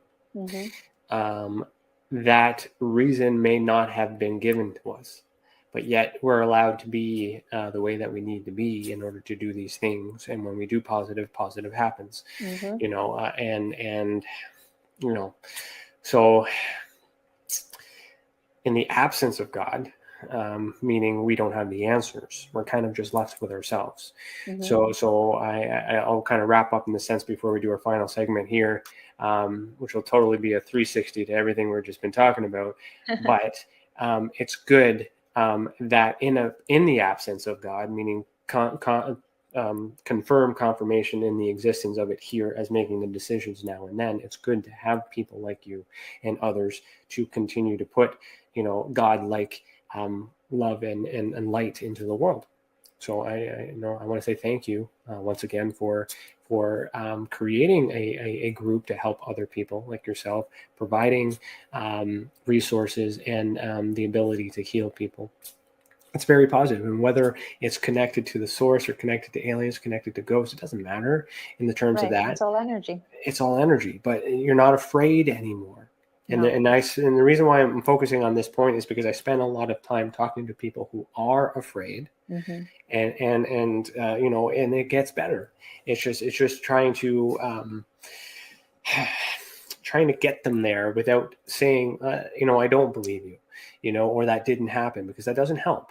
No. You know, and when I do my investigations, I may not always believe that what has happened to you is what has happened to you, but I believe it happened. And so we need more resources like that. So again, thank you.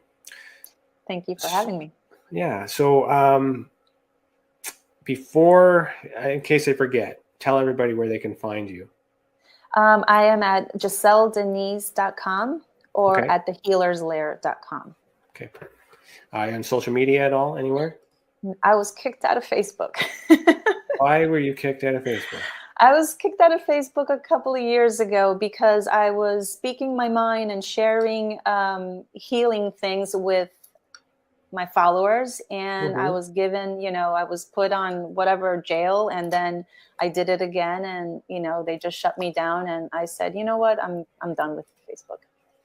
But I think I might have to go back to Facebook because that's where I had a lot of reach. I just don't like that they, you know, curb my enthusiasm, you know. Well, if you do end up writing for us in the future, you know, CC and I are the editors, so you know, we'll support that depending Thank on what you. it is. I don't know what it is though. I don't know what guy. There are rules. You got to follow. No, it was nothing bad. It's just that, everything we talk about. I was sharing it with my followers, but Yeah, I know it's opinions and stuff, and that's the thing with social media. So, social media hates this segment. It's called "Sorry, Not Sorry."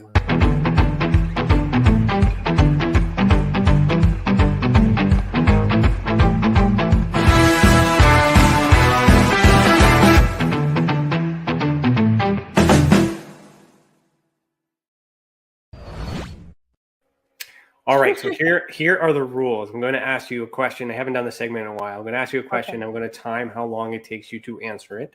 It's not a skill testing question. After that, I'm going to share an alleged fact from a very controversial conspiracy theory, and then we'll have a conversation about whether or not we could believe it. It's a social experiment. Okay. Okay. Do you accept the challenge? Yes. Yes. Okay. With all the knowledge and experience you have had, what shape is the Earth? Round. Oh, that was quick. It's a sphere. It's a sphere. Okay. So the globe Earth. Yeah.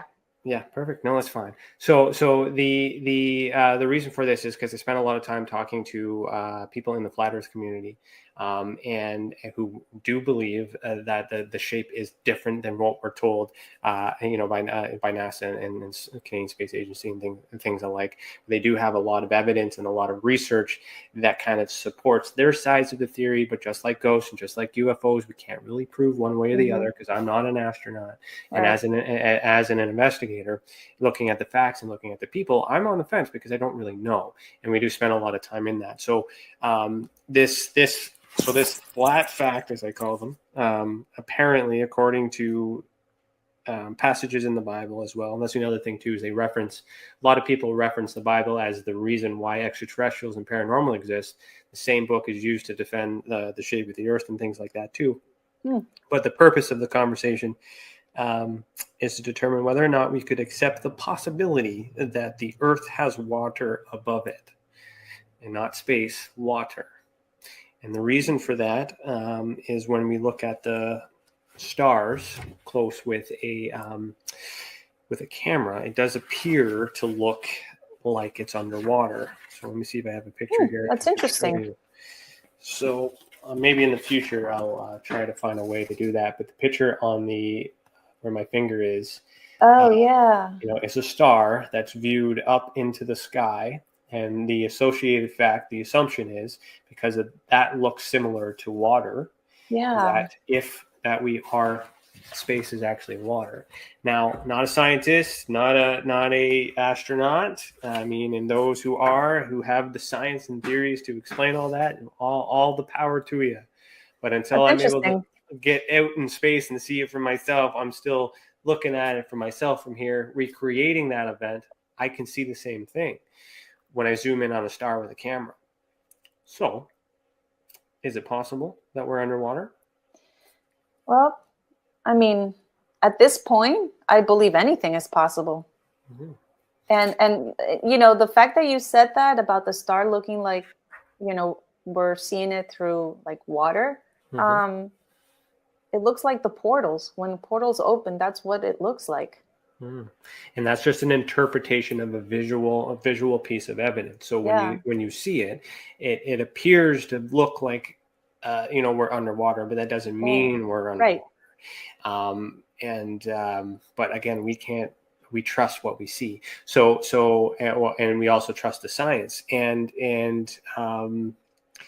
But the interesting thing with the flat Earth movement is they spend a lot of time showing evidence on how the moon landing allegedly didn't actually happen and how the film was a hoax. So taking that logic when they're trying to prove that, what NASA is projecting and landing on the moon, that's how these conspiracy theories kind of come up with the whole idea. Well, if they lied about that, then maybe they're lying about this, and that's what makes us think.